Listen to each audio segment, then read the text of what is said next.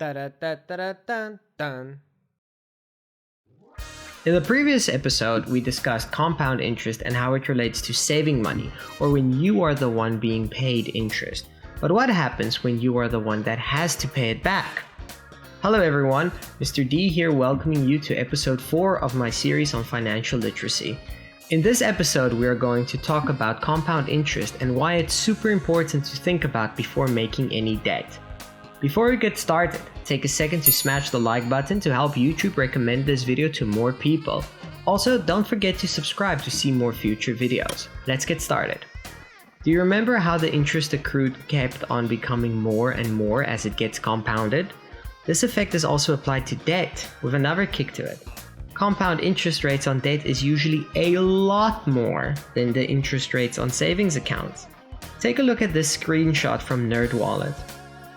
These are the current interest rates on education loans. In other words, the loans you make if you plan on going to college in the United States. Pretty crazy, huh? A whole lot more than the 1% interest rates on the savings accounts. Let's make an example. From the screenshot, let's say you take out federal loans.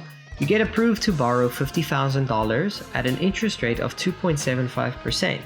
After graduating, you are now responsible for paying back $54,704.10, an extra $4,704 just from the interest.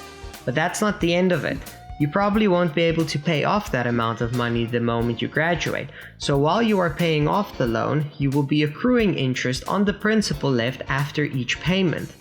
Let's illustrate this. If you start paying back the loan the moment you graduate, you will have to make a payment of $509.50 every month if you want to be finished in 10 years. During this time, you would have paid an extra $6,435.85 in interest.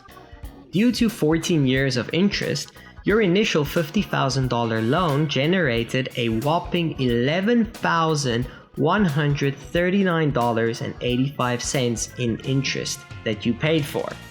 This is why it's important to think about interest rates when planning your finances. Keep in mind that this is just on an interest rate of 2.75%.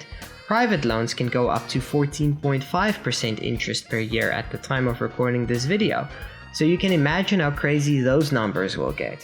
Sometimes it's worth it to take on such a high interest rate, but that is something you should think about and discuss with your guidance counselor and parents. Some degrees open up doors to very well-paying jobs where you will be able to afford massive loan repayments. It's all about judging the strength of an investment because education is an investment in yourself. Alright everybody, this is the end of this video. In the next video we will be discussing different ways of looking at investing and what can be considered an investment. Thanks for watching everyone. Be sure to tell me in the comments what you learned today. Don't forget to like and subscribe, and I will see you again in the next video.